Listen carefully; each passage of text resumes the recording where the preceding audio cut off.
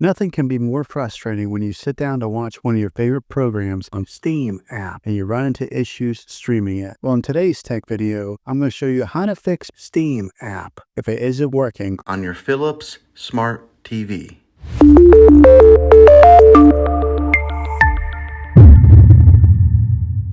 Let's see if we can fix your problems and get your Steam app back up and running as quickly as possible. The first one, it's the easiest one to try, and that's to unplug your TV from the wall outlet and wait 60 seconds. Now, don't be impatient here. Wait the whole 60 seconds, then plug it back in. This is very different from turning your TV on and off with your remote control. This is what we call a hard reset of your TV, so make sure you do this method. If that doesn't work, then find your router that is giving you Wi-Fi and unplug the power to that for 60 seconds. Then plug it back in. If it fixes it, great. If not, let's go ahead and move on to the next method. Try deleting Steam app on your TV. Go to wherever the apps are located on your system and remove the app altogether. Then reinstall Steam app again. After you reinstall it, you might have to log back in with all of your credentials, but hopefully this will work. And if that doesn't work, then I recommend buying an affordable Roku stick, Fire Stick, or Apple TV 4K and plug that into your TV and use that as your main streaming player, and you'll be able to access Steam app that way. I'll put links in the description down below of where you can get one. There you have it, folks.